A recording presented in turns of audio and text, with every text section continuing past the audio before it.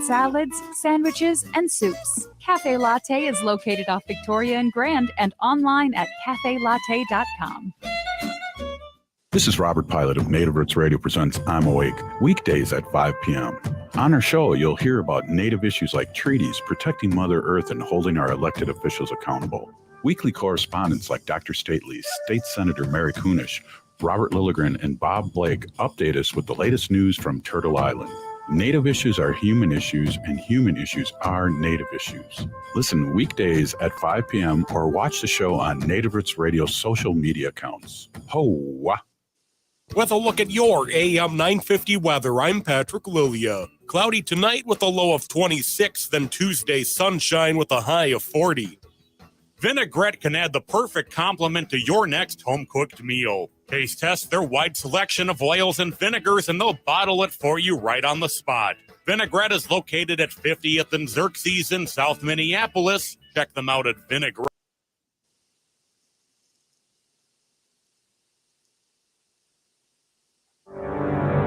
The views expressed and the opinions given by the individual host, guest, random reptoid, or chupacabra may not necessarily reflect those of AM 950 Radio, its affiliates, or its sponsors. Now, it's time to step into the unknown.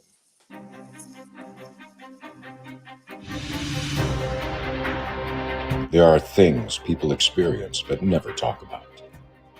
A shadow moving in the corner, flickering of the lights, a disembodied voice. We invite you to talk with us. Share your story, share your experience, because this isn't just your story, this is our story. This is GhostBox Radio with Greg Bakun. And this is GhostBox Radio on AM 950, where every night we talk about the paranormal, ufology, Bigfoot, and so much more. My name is Greg Bakun. Thank you very much for joining me. Happy Monday, everybody. But I do need to start with kind of an apology. As I said last Friday that I was going to be appearing at Witchy Weekend on St. Croix. And I asked for some people, if you want to come out and say hi, please do so. I did fall ill, and I wasn't able to do it last Saturday, so I didn't go. And I feel bad because I was told that some people did show up, specifically wanted to hear my talk. I apologize for that. That was, I feel really bad about that, but I already talked with Emily. We're going to, and I just want to apologize for Emily for that as well. But we already talked, and we're going to, whenever she does the next one, I'm going to be a part of that as well. But I also want to let you all know that I'm going to be appearing this Saturday and Sunday over at the Charvinity Psychic Healing Fair. That's going to be at the Minneapolis Airport Marriott. That's, like I said, Saturday and Sunday. Each day is 9 a.m. to 5 p.m. I'm going to have a table there. Please come on out, say hi. When you go ahead and pay to get in, please let them know you heard about it through GhostBox Radio. I would really appreciate that. And, it's going to be good. I'm going to be hosting a Q&A. I think it's Sunday, if I'm not mistaken, Saturday or Sunday, one of the two. And I'm really excited that I've been asked to take part in that. In fact, tomorrow I'm going to have on Maria Shaw and also Shar Savinity. My gosh, I haven't even been drinking yet. Shar Savoy. And so definitely come on out, say hi. We're going to have them on tomorrow as well. Also, I just have to say real fast, too, that I hope you all been enjoying February's Listener Appreciation Month. This has been really a lot of fun watching people interact and take part. We did this Listener Appreciation event last week, which was really a lot of fun to meet a lot of listeners. And I just want to also let everyone know we're going to be giving away some stuff this week. If you listen all week through Matt McNeil, Native Roots, or my show, we're going to be giving away gift cards to some of my favorites. Got a bit of a cold, obviously, still, to some of our favorite restaurants: Mavericks, Nightingales, the Great Wall in Edina. These are great gift cards that we're going to give away. So stay tuned, watch our Facebook page, take part. It's a lot of fun to be able to give some of this stuff away. We're really excited. Now, we're kind of picking up here where we left off a while ago here. I don't know, it's about 3 weeks ago or something. And we had author Lynn Monet on the program. And the purpose of that was simply we wanted to talk about, she had 3 books out. We wanted to talk about each book. And we talked about the first one, Omnipresent, which scared the hell out of a lot of people while listening to it. It's scary, it's, in a way, it's good. It's good that it's scaring you, because it's meant to be something that also is kind of like a reminder of how things actually go in these situations and how you don't always know how to take care of certain aspects of it. But there's a follow-up. Now, this is the first of 2 times this week that Lynn is going to appear on the show tonight, and then she's going to be back Wednesday to talk about her 3rd book. We're going to focus on the second one. We're also going to talk a little bit about where we left off the last time that we had her on. Lynn, welcome to GhostBox Radio.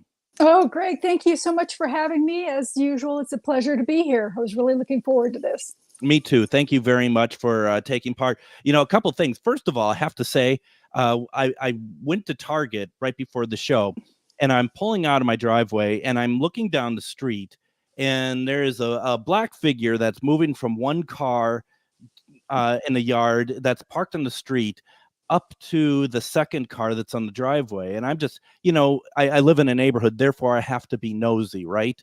So, I mean, it's just a black figure. I drive by there, just curious, wondering who it might be. There's nobody there. I'm convinced that's a shadow person, actually. I wouldn't be surprised. I wouldn't, yeah. And as you know, and those of us who've seen shadow figures, the term I always use is blacker than black.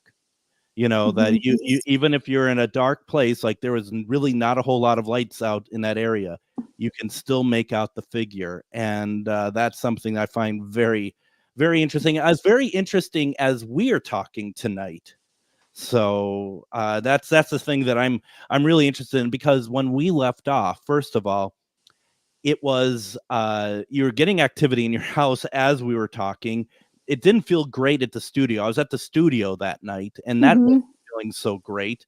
But I mean, first of all, but you make it sound like, though, that what you were getting, the activity that night, that's normal. That seemed like that was normal. Am I on the right track with that? Yeah, usually whenever we talk about this subject, they do come forward, and I will see orbs pinging and hear them pinging against the walls and things coming through the house, because they're eavesdropping. They like being acknowledged, but they don't like being exposed. So a lot of times they will come present. Yeah. And it was just, I mean, if you go back, folks, and you watch the video, which I see if I can find it here real fast. Not the video, but I'll have to go maybe during break, and I'll remind myself when you were last on, Lynn. If you go back and watch the video, especially towards the end, you can see stuff. Not like objects moving, but you can see like orbs, and you can actually hear like popping around them as well. Yeah, they were popping into the walls. Yeah, I've never heard orbs pop before. They do. They sound like ping pong balls hitting up against the wall. It's what they sound like. Yeah. It's something else. And it was, and that was a night that I was kind of like, I just want to leave here now. The station, and I don't normally get that way. People who listen know that I don't normally get that way, but that was a pretty intense night. Do we want to kind of get people back on track here a little bit, what we talked about with the first book, Lynn? Yes, we can start where we kind of left off. I'll go ahead and back up just a little bit. And I want to say, too, with the orbs, my house that I'm living in is not haunted, but they do sometimes come close, as I mentioned. And it definitely made Oreos stand out, didn't it? Telling the story last time. Yeah. Okay. That's right. The Oreos, you even sent me some. You even sent me something funny about the Oreos. And so Oreos is the the cookie of choice for this one. Anyway, my first book, Omnipresent, was a story about a house that I purchased that was so badly haunted that I was never able to move in. And we talked about several of the things that occurred in the house on the last show. And where we left off was where I finally found people to sell it or had it up for sale. So I'll kind of start there, if that's okay. That sounds good. Okay. I don't know if I mentioned on the last show that oh yes, I forgot this part. This is good too. When my mother and I went to the house, we had scheduled some people to come to look at the house that had children, and they said that they had lived in the area. My mother and I arrived at the house about an hour early to go in and kind of stage play, because the house, there was no furniture. The house was spotless. There was no trash, no cleaners, nothing was left. And we kind of wanted to put a few towels and stuff so that it looked a little bit homey for the people to come. And when we get out of the car, we're walking up the sidewalk to these big double entry doors. And anybody that was listening, you'll know that it is a split level house where you walk into a foyer and you have the ascending and descending stairs off of that foyer. So as my mother and I are walking up the sidewalk, my mom looks up to the upstairs windows and she says to me, she says, "Lynn, did you have the windows tinted?" And I'm like, "No, why?" And I looked up, and my daughter, they had vertical blinds, but you couldn't see the division of the vertical blinds. I just thought that they were opened all the way. And then I looked down to the lower level windows, and there were flies. There were hundreds of flies all over the downstairs windows. So then when I looked back up to the upstairs windows, it was like 3D. They were so solid on that window that they were covering every inch of the window. And I said, "Oh my God." I said, "Mom, those are flies." And she said, "They are." So when we went into the front door, we had the towels with us. We were planning on using them like fans to flog things, because we thought for sure that we would be swarmed when we went into the house. And when we entered into the house, we didn't get swarmed. All of the flies were plastered all over the windows trying to get out too. Wow. So the thing about it is that there was no food, no cleaning products, no dirty rags, there was nothing that would have drawn those flies into the house like that. And we couldn't even figure out how they got in there. There was one window in the breakfast nook area that was kind of like a bay window with the 3 windows. And when the people that had lived there before, they had accidentally or may not have realized that they painted one of the windows shut from the outside. Mm-hmm. And between the panes of that window and the screen that had no holes in it, flies were stuck in between that. We had to take the screens off of the windows to let the flies into the house, to usher them out of windows that we actually took the screens off of to get them out. So the flies had been there so long in the house that they had left brown excrement speckles all around the molding around the window. Mm-hmm. That was white. And so my mother and I are racing to get these flies out, and we're trying to clean up the speckling, expecting the people to come. And lo and behold, during that time, they had something happen. They weren't able to make it. And they left a message on my phone. So after about 15 minutes after the time that they were supposed to be there, I went and I checked my phone, excuse me, and they had left a message that they wanted to reschedule for the next day. So my mistake originally was making that appointment in the house. So everything in the house heard me making the appointment for these people to come. So the second appointment I made from my car on the way home. And so the next day, the young couple shows up. They have 2 of their 3 children with them. And of course, the kids are running down the hallway. It was deja vu, like my kids had done, picking out their bedrooms, so excited. And they come and they ask if they can go look downstairs, the downstairs area. And the parents are like, "Yeah, is it okay?" I said, "Sure, go ahead." Lo and behold, within 5 minutes, they were back up and they looked like a deer in headlights. And I overhear the little girl saying to the brother, "I'll take the little room upstairs. Tommy can have the creepy room downstairs." So I realized in that moment that those children had seen or felt the negativity in that room. And I knew as a mother that I could not sell the house to somebody with children. Yeah. Yeah. So moving forward, I did end up having a retired couple come up from Florida that was interested in the house. It was a cash buy. And during the process of everything, there was one point when we were signing papers that we went to come down the descending stairs to the foyer to exit out the front door, excuse me. And all of a sudden, I exit first and I overhear the wife saying to the husband, "Why did you push me?" And he said, "I didn't push you." And she said, "Yes, you did. You pushed me." And he said, "No, I'm 3 steps back. I didn't push you." And she said, "Well, I don't know what happened." And then when they came out, I couldn't bring myself to sell them the house without telling them about the ghost. So I attempted to do that by asking them if they believed in ghosts, and they immediately cut me off and said, "No, we're Baptists. We don't believe in that sort of thing. We're protected." And I'm like, okay. So everything went through with the house. The house sold. About 6 months later, I'm driving down the interstate and there's a backup of traffic because of an accident. And I took a shortcut off of the interstate, which was the same get off for where the house, I called it the Haunted Mansion.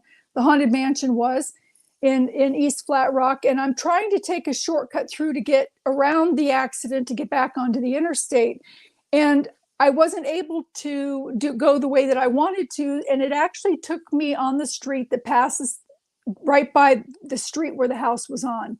The street was the second house in on the left, so you could see it from that road in passing. So as I'm passing the street that the house is on, I noticed that there's a sign in the front yard, and where it was placed, I couldn't tell if it was in the neighbor's yard or in the house that I sold's yard. Mm-hmm. So curiosity got the cat. I go up to the next street and I turn around and I say a prayer. I said, "Oh, please protect me. Don't let them come out and see me. I don't want to be invited in." But I couldn't. I wanted to go and see what that sign said. So I turned around, turned onto the block, and sure enough, it was a for sale by owner sign in the front yard of that house. And it was 6 months later. So they had put it up for sale. Being a dead-end street, I had to go down and turn around the dead-end street and start to head back out. And as I was getting ready to pass their house, and actually before I even turned on the street, I had shut the radio off. I was trying to be very inconspicuous and quiet because, like I said, I didn't want them to notice me and invite me in. So as I'm coming back towards the stop sign from the dead end, as I'm passing in front of the house, my radio turns on by itself. And it's blaring so loud, I can't get it to shut off. I can't get it to change channel, nothing. And I left skid marks getting off that street. And of course, by the time I got off the street and just started a little ways down, the radio then shut itself off. So to me, it was letting me know that the spirits wanted me to know that they were still there and that they knew I was there too. And I didn't go back after that. Excuse me. So that's kind of where we left off last time. So why don't we go ahead and let's do this. Let's take our first break. When we come back, we're going to pick up now with the second book. We're going to talk about that. A lot to talk about here. Folks, if you have questions, please put it into the comments. You're listening to GhostBox Radio on AM 950.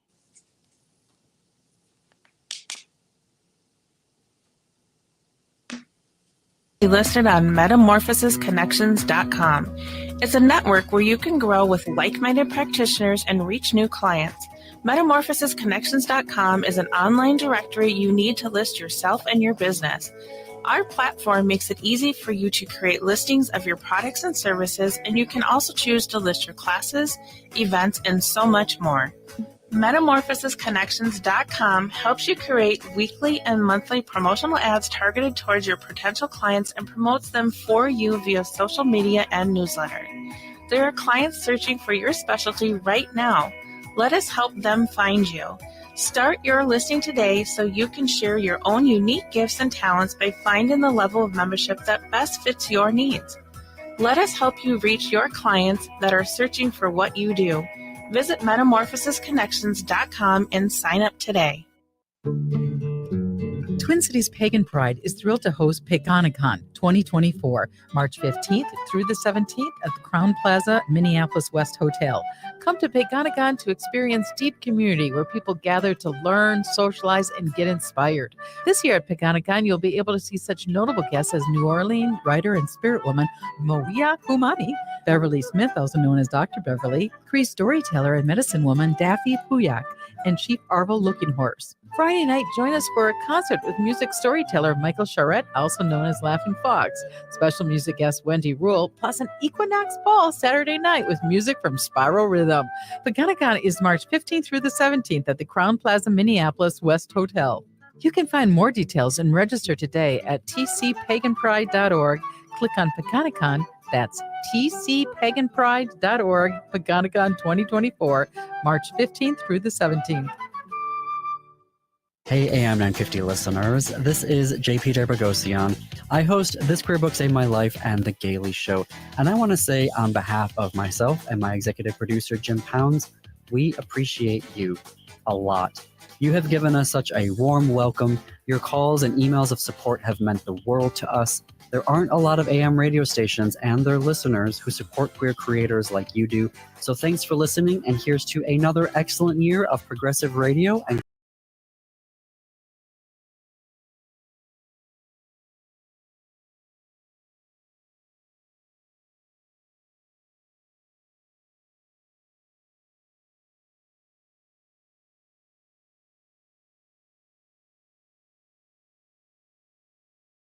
And welcome back to GhostBox Radio and AM 950. This is Greg Bakun, and boy, we're having some technical problems over here. It's kind of funny, and I am not one to try to put like 2 + 2 = 5 here, but honestly, from the point that I started using the last music cue to now, when we started talking about that, things started to go pretty awry over here, actually. And it's not because of station or anything else. Like my board reset by itself suddenly, and I wasn't aware of it. And I don't know, Lynn, here's the thing that I find very interesting is that, you talk about that, that you had to make these appointments outside of the house, but surely they were still watching what you're doing. Well, I know that while I was making the appointment sitting in the chair, I could actually feel the hot lashes from one of the spirits on my legs. Mm-hmm. So they were actively listening, and I know that they can hear, but for some reason those souls were attached to that house. So when I left the house and even went home to the place that I was actually living in, that I ended up not moving out of, I didn't have any problems there.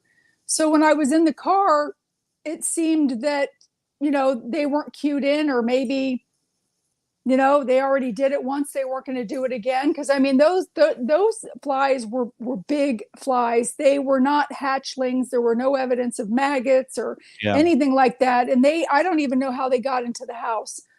But I've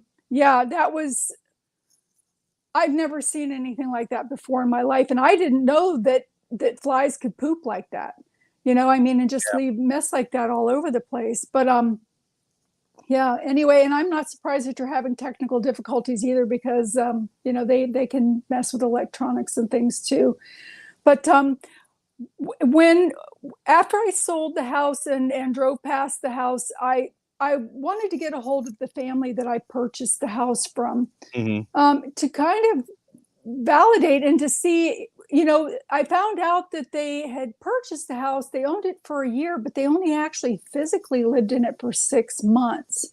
I had been told that they needed to move for their work, that they were living out of state, that they were anxious to sell because they were now paying for 2 homes. And none of that turned out to be true in the closing. So I finally tracked them down through the records, the county records, and reached out to the husband who answered the phone. I explained to him who I was.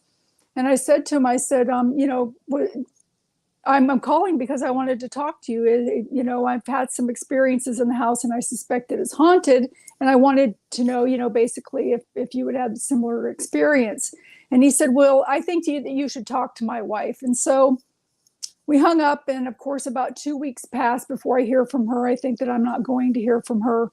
Mm-hmm. And she immediately on the phone, she said, I'm so sorry that we sold you the house. I told my husband when I found out that you had children that I didn't want to sell it to you, and this sort of thing. And so we started to talk, and I started to listen to her story, which so much paralleled mine with her children showing up with mysterious bite marks and claw marks and bruises. And the thing is that her kids were seeing them. She had a 4-year-old daughter and a 6-year-old son. And the little girl would come up and she would talk about the monsters down below to her parents and say, the monsters downstairs don't like me very much. So she would even try taking cookies and things downstairs to make friends with them, thinking that if she was nice, that they would play with her. And of course, the parents kind of just thought, oh, this is one of those invisible friend things. But usually when you have an invisible friend, it's not something described that's as creepy as these things were. And the thing was, too, is that the son was asked to draw a picture at school. And, they draw the stick people in the house with the flower. And then next to that was these additional stick people that were in black and creepy with fangs and blood and stuff like that. And when the teacher and the parents asked what they were, he said, those are the monsters that live downstairs in my house. So the kids were seeing them. There were periods of time that she said that if they had stayed living in that house, it would have ruined her marriage because of her husband was working the night shift and she worked during the daytime in a bank, and things would come and knock on the door and would mimic her voice, and he thought that it was her. Or they would go into the kitchen and the water would be running and he would accuse her of leaving the water on, and she would be like, no, I didn't do it, but it was only 2 of them there, and he knew that he hadn't done it. And she knew she hadn't done it, but he was accusing her. So this was creating conflict and fighting in the house. So it finally came to one point that the little boy had asked, he brought his little Bob the Builder bag and he was going to run away to Grandma and Grandpa's house.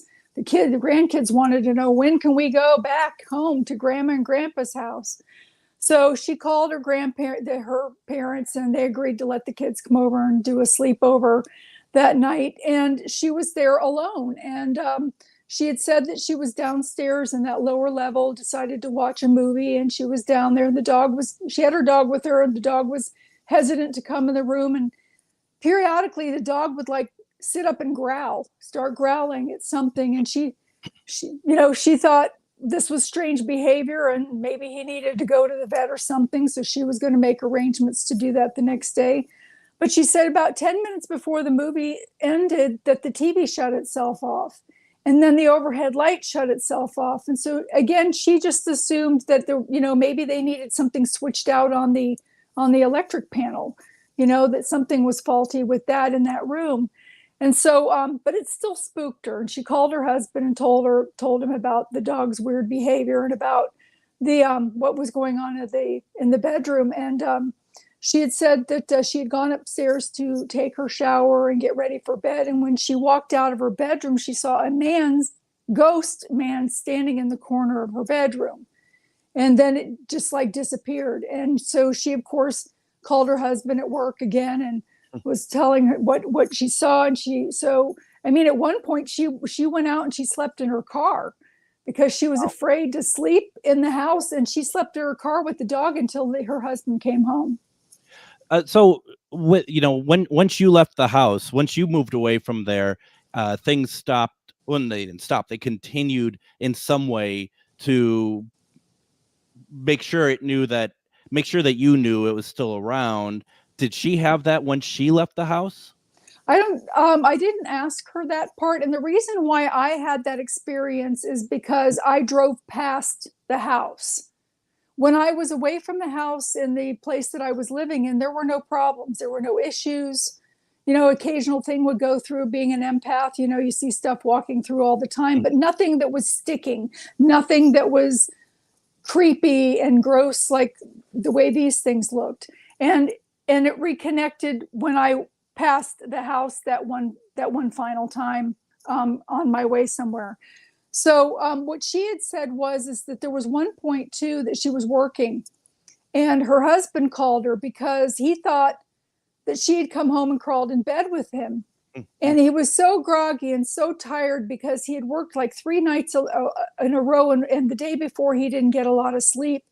So he called to see if she was at work and said, hey, listen, if you came home for lunch, I'm sorry that I was laying down with my back to you, and ignoring you. It was nice that you came home for lunch. And she's like, well, I didn't come home for lunch and I haven't been home.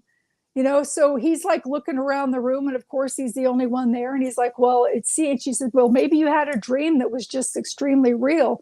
But then she experienced something crawling in on the bed on her too. Wow. We go to the chat. We talked about this a little bit with the last time that you're on, but for those who didn't have a chance yet to hear the first part, ultimately, what did you think that was actually in the house? Well, I found by people that had a lot of experience in the paranormal field, because I did not, that there were actually two demons, lower level demon. And as there's a hierarchy of angels going from cherubim on up to archangels, there's a sub hierarchy of darker things that as they go lower, they can do more physical acts. Type thing. And the thing is too, is normally when you go do paranormal things, everybody, if they see a ghost in their house, they call up and they say, there's a demon in my house. And like 90% of the time, it's not a demon. It's a disembodied soul or a poltergeist or an elemental or something else crossing through. And in this case, these were two real demons and a young man that had actually hung himself in the house. And also, the house was built in 1976, so it's not about the age of the house, people. No. It's about the age of the ground that it's built on and what was there before. So a brand new house could be haunted if you build it in the wrong place. Absolutely. And I mean, and so the thing too is, once you have once you have some sort of interaction with, for lack of a better term, a real demon, because so many people, like you're alluding to here, a lot of people think that they're having some sort of demonic interaction, and you'll know the difference if you ever have the opportunity, which hopefully you will. There is nothing that compares to it. Once you're marked, does that keep you open for more of that activity coming back to you? Maybe not from the same entities, but just in general. Well, they know me by name. There's kind of a mutual respect in that sense, because demons are above my pay grade. And when people call me, if they do, I mean, I will help get ghosts out of your house. But if I have to take a demon out, I'm going to only do it for close friends and family, because I don't like having to go there. But they do, like I said, they do know me by name, but they've kind of noticed there are some new antics that I've used in clearing some houses that have kind of been such a turnoff to them that they avoid me. Because for one thing, being around them all of that time while I owned that house and going there to do renovations and paint and get the house ready, I desensitized to seeing them. And also in my profession as a nurse, you desensitize to things too, especially if you have to tell somebody that their loved one has passed away, or you have to work with somebody's body parts that, you don't look at it in that way. You desensitize yourself to it. So it's the same concept, that seeing it over and over again, it was kind of like, oh, okay, type thing. But there is a deep negative pull that they do carry with them that can be very, very strong. But you have to maintain that level of emotion that is neutral or joyous and happy, because when you go into the fear mode, or you go into, anything like that, anger mode or something like that, it exacerbates the problem, because they feed on those emotions like candy, and it enables them to do more physical acts. So I just try to keep everything neutral. And I think it's also worth at this point to remind, if we have any paranormal teams that listen and stuff, people who are thinking about getting into the paranormal, people who maybe have been in for a little time, even Lynn says, the demonic stuff, that's above her, apart from some certain situations. And there is no indignity to know when to say, I cannot do this, or let me find someone who can help you. This is not something that I am qualified in doing. That's true. Yes, it is. And I just don't like it. I don't want to have to do that too. So, but it's most people don't realize that too, with when they do notice spirits in their house, that spirits have the right to choose at their time of death of whether they want to cross over or not. And a lot of the ones that haven't crossed over are the ones that are haunting their house or disembodied souls. And something else I wanted to make mention, it's a little bit off the beaten path, but anybody going into the paranormal or actively in the paranormal, saying please and thank you is so important when you go in, because sometimes I've seen people go in with such force they don't realize that they're actually making it worse for themselves, because that presence of force goes in, it comes across actually as fear or anger or aggression, and they feed on that and they're able to do more physical acts. But the thing is these are disembodied souls. These are not ignorant people. And when you go into somebody's house and you say, oh, touch Blinky, and they accommodate you, they touch Blinky, and you're like, oh, did you see that? Did you see that? And then you say, can you touch Blinky again? And they accommodate you again. They touch Blinky again. And you're like, oh, did we get that? Let's get that on film. No, did you? And then you ask them a third time, and then you're wondering why they're telling you to get out. Yeah. It's because they're not trained monkeys, people. These are disembodied souls, that some of them have educations that are higher than ours. And when you are going into someone else's home or area, it's important to be respectful the same way as you would want someone that you would treat someone coming into your home. So I'm just saying. No, absolutely. And that's the thing too, is, I teach a class along with my friend Shar, and that's exactly what we're trying to explain too, is like, if you're going to go do public paranormal investigations, I hate the term ghost hunt myself, but if you're going out doing public paranormal investigations, how is it that you're actually furthering the conversation, opposed to just what you just said? Can you turn on a light for me, please? Can you say my name through a spirit box? All these things don't serve anybody other than what you just said, making spirit look like that you're exploiting the fact that you can get them to answer. Exactly. And it breaks my heart when I see that. And I've seen it happen over and over again. And also another thing too, that elevates their attraction towards you is if you're under the influence of any sort of substance, because there are certain entities that like that sort of thing. If you could see the things that I see standing around people on their cigarette break or at the bar, you wouldn't drink or smoke anymore, because there are disembodied souls that want to be around the presence of that. And when there is someone doing that sort of thing or acting out in a negative behavior because of being overly intoxicated or something during one of those, again, you're setting yourself up for an attachment, for one thing, and some problems. So, I'm just saying. Nope, absolutely. Let's do this. Let's take our next break. When we come back, we're going to continue this conversation. I have a question in the comments. If anybody else has questions, put them in the comments. We'll get to them. You're listening to GhostBox Radio on AM 950.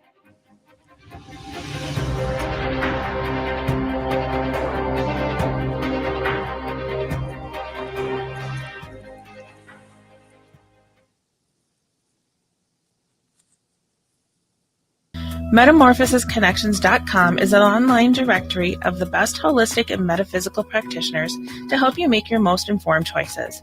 You can search Metamorphosisconnections.com for classes, events, wellness and life coaches, plus metaphysical products and shops.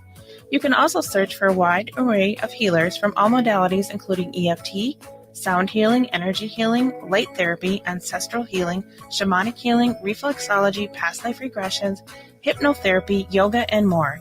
And if you're not sure where to start, the search feature on metamorphosisconnections.com is tailored to help both those who know what they are looking for and those who are just starting. Come explore the possibilities for your higher self by visiting metamorphosisconnections.com. Their experienced practitioners can guide both beginners and those that are already on their spiritual journey. That's metamorphosisconnection.com, your link to direct you on your spiritual transformation. Magus Books, your multicultural spiritual supply store. Stop in and expand your horizons with books, classes, readings, and supplies at magusbooks.com or in our shop at 1848 Central Avenue Northeast in Minneapolis.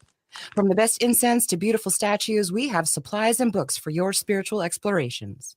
Come in and chat with our knowledgeable staff and get what you need for your next adventure, whether you're fighting ghosts or opening your third eye. Check us out today at magusbooks.com. Greg Bakun here. I've told you about the out-of-the-world roast beef sandwiches at Maverick's Real Roast Beef, but I haven't told you about their Philly steak sandwiches, turkey, bacon, avocado sandwich, BLT, crispy chicken, fish sandwiches, brisket, or pulled pork. Okay, you get the idea. They make a lot of delicious food to the same standard as their famous roast beef sandwiches, and now I'm starving. I'm going to go to Maverick's Real Roast Beef off Lexington and Roseville, and you need to go too. Check out their menu at mavericksbeef.com. With a look at your AM 950 weather, I'm Patrick Lilia. Cloudy tonight with a low of 26, then Tuesday sunshine with a high of 40. Vinaigrette can add the perfect complement to your next home-cooked meal. Taste test their wide selection of oils and vinegars, and they'll bottle it for you right on the spot.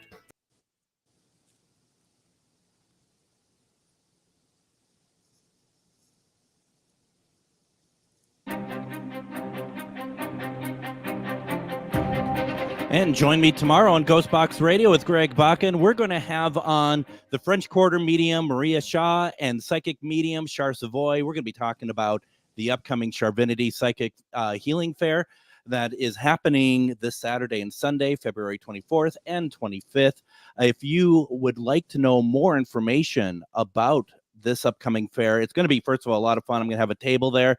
I'm going to have a table there. There's a lot more than just me happening there, but go to charvinityfairs.com, see what's going on. There's a full schedule. You can also find it on Facebook. If you go to Charvinity, she has an event set up there that you can see exactly what is happening over the course of those 2 days. Also, I want to point out that my friends over at Megas Books, this coming Saturday, you can go out there and learn about chaos magic, learn how to make sigils and history of the movement itself. This is, Megas has so much good stuff going on there. They're located on Central Avenue. Definitely go out there, check it out. They're doing more and more of these weekend sort of classes. Take advantage of it. It's really a lot of great stuff there. You can go to megasbooks.com. There you can find out everything they have going on there. Please go out there, check them out, support them. Like AM 950, they are local businesses, so we really appreciate it. We've been talking with author Lynn Monet as she's been walking through, there's two of these books, Omnipresent and Omnipresent-What Happened Next. Now, Omnipresent is on Amazon. Is What Happens Next on Amazon? I didn't think I could find it there today when I looked. No, it's on my website. Some of the books I've placed on Amazon. They're also in Barnes & Noble and Walmart, but there are some that I've held back on my website only. So that's where you can find that one. And also the next one coming out, which is Omnipresent 111 Becadon Drive, and also Omnipresent Gnome Place Like Home, that'll be coming out here shortly as well. You'll be able to find those on my website as well. I'm trying to kind of break away from Amazon a little bit because, we won't go there. But if you like to purchase them from me, they cost the same, maybe even a little bit less, and I will be happy to sign them for you and personalize them. So you can get them through my website, www.lynnmonet.com. And then Wednesday, you're going to be back on with us as we talk about the colors of heaven, right? Yes, so that's it. Go ahead. It's a beautiful story that I wrote about death and dying, hoping to take the stigma of that away and put a different form of light on it. But we'll talk about that one, coming up too. So, absolutely, folks. It can't always be scary. It can't always scare the what out of you, right? It can be beautiful as well, and that's the thing. Paranormal is beautiful. Paranormal, metaphysical, they're the same thing. They're beautiful. A lot of people just don't seem to want to understand that. Right. Well, as there's paranormal is kind of a blanketed term. As there is a dark side to paranormal, there's also a white side to paranormal. And the death and dying part is the beautiful white part, as well as some of the other things that you mentioned. Also, everybody thinks of the heebie-jeebies when you mention paranormal, and it's not all that. It can be some very, very pleasant, beautiful things as well. Absolutely. We are talking with author Lynn Monet. We've been talking about Omnipresent. What Happened Next is the name of the book. You can pick it up over at lynnmonet.com. Nancy in the chat, she just asked the question, is there a way to clear your home like a basic method? Everybody goes for the sage, but really, if you use sage in a home where there is demonic activity, it just pisses them off and it makes it worse. It does not touch them. I usually use the sage as a cleanup for the micrometastasis after a clearing has been done. Normally, when people call me for help that way, I have to determine what it is that is in the house. Is it an elemental? Because if it's an elemental, that's a whole new thing. Nothing religious and traditional works with that. If it is a demon, or if it's a lost soul, if it's a happy one or angry one, and if it's willing to leave or not. So, because there are different methods, you can ask it to leave and it can leave on its own. And if it doesn't, you don't want it there, I use a fire component. So I go in with a fire component to do that. But there isn't really a blanket and not only that, people don't realize when you do go in to clear a house, there's more to it than just clearing the house. People sometimes have to make some overall changes in what they do that might be drawing the things there. So just because I go in and clear your house, if your husband still has his porno addiction and your daughter's doing her drugs in her bedroom, it's going to roll out the red carpet for these things to come right back in. So in addition to clearing the house, there are other changes that need to be made. And to be honest, it's almost a waste of time to go in and clear something for a person if they're not willing to clean up some of the stuff they have going on. And also, people, you got to keep your house clean because they love clutter. They absolutely love clutter, and clutter makes people feel depressed, and they feed on that too. And also one of the things that we've always talked about as well is, when, especially on a case or something like that, and I know it's hard for people, like, don't talk about the case. Stop talking about what's going on in there. And also to your point, because I don't know about you. I don't know how many times that you've gone into situations like this. I know I have, where you go in and every curtain is drawn into place. It's just dark and stuff. And after you get through all of this, it's just like, open up the curtains, put some flowers in there, open up a window, play some good music. It is raising the vibration of the location, so that you can, so that it's less of a chance to come back. But I think a big one too is, don't talk about what happened either. Right. And, I agree with you 100% on that. And in addition to that, what people do not realize is when we go into a house setting to clear it, we have to do a preparation, and we have our auric force fields around us that we are constantly protecting ourselves from taking home attachments ourselves. And when you've got somebody whispering in the kitchen of, I think they found something, whatever, it exacerbates the problem, so that we are under attack when we're in your house. Those things don't want us there. They know that we're there to get them out. So they're constantly attacking us, and it makes the attack stronger and harder on us. I don't know about you, but after clearing people's houses, I've gone home and slept as long as 18 hours, only getting up to go to the bathroom and drink water. And we do, and most people do this for free. I know I do it for free. But the thing is you don't realize how much time and effort and what that causes, that. And also, in the book, I talk about mental illness and attachments, and I've been currently working with people that I've been pulling attachments off of. And the thing is that I'm finding is when they're in that stage where they have those attachments, which for schizophrenia is one, which I'll be happy to share a story with that's in the book about that in a minute. But when I take these things off of that people, they've become so accustomed to using certain coping skills that they've become comfortable with, that even after their vibration is elevated and they should go off from that and move forward, they, instead of the fear of the unknown going forward, they feel more comfortable reaching back into the old habits. And that allows the situation to have an attachment reattach. So, it's sometimes a vicious cycle, almost like a rabbit hole sometimes, trying to take care of these things for people.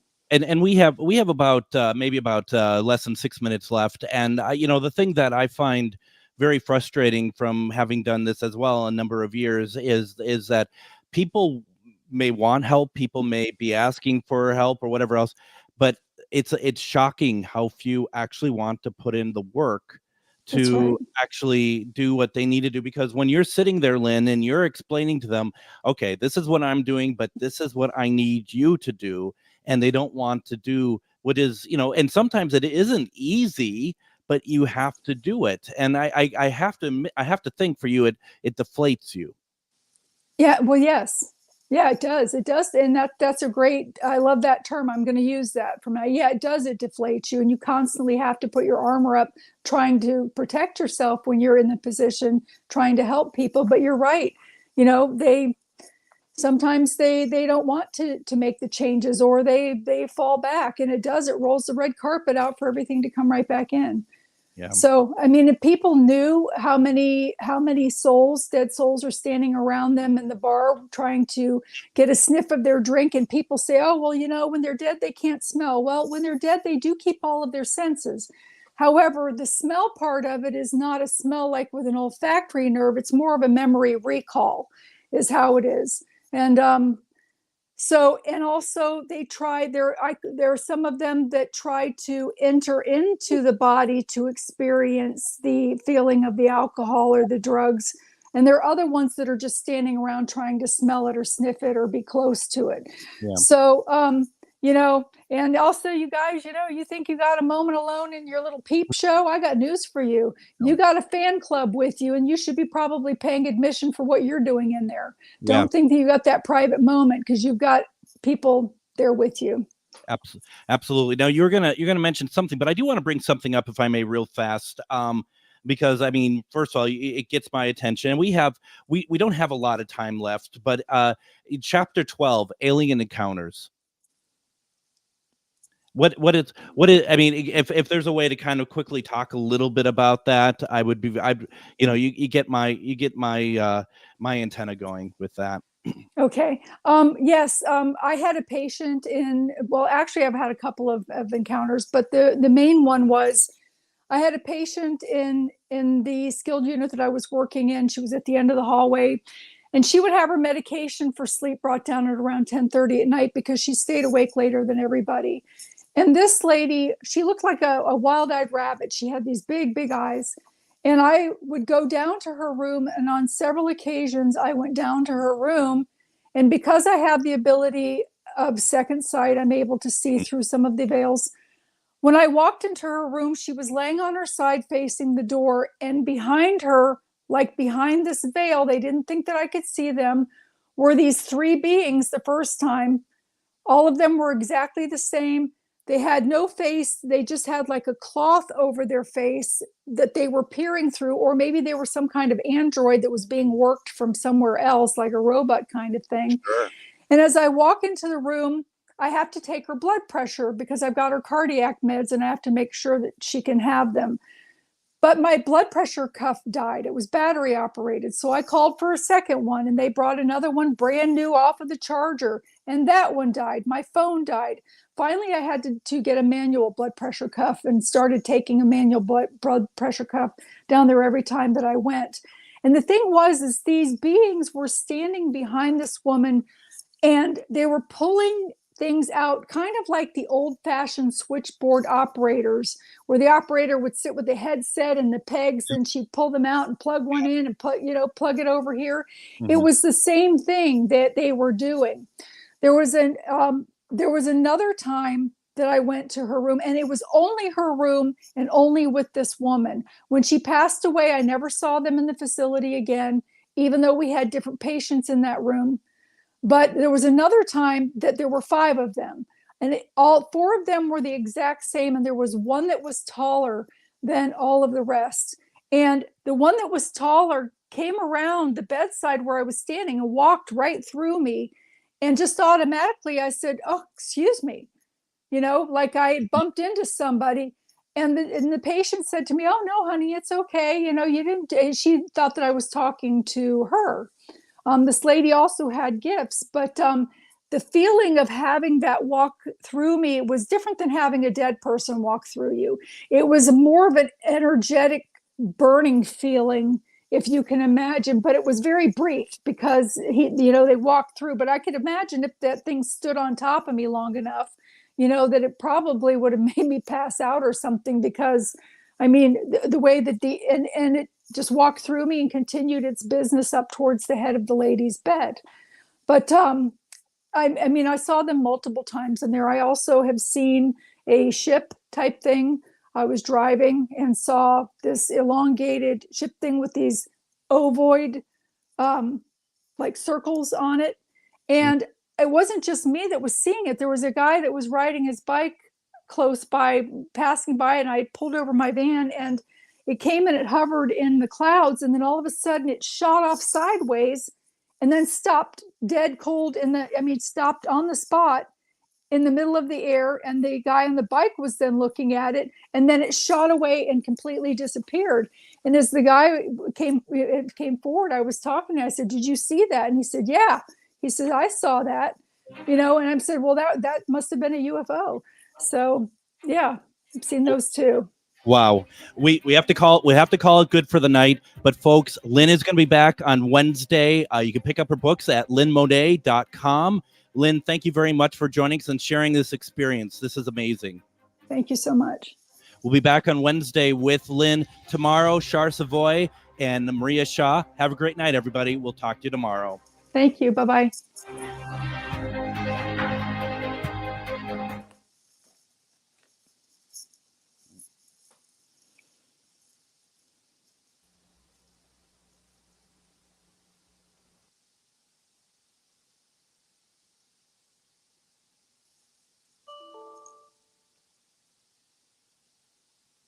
So 3 to 5 p.m. weekday afternoons right here on AM 950 KTNF, St. Louis Park, Minneapolis, St. Paul.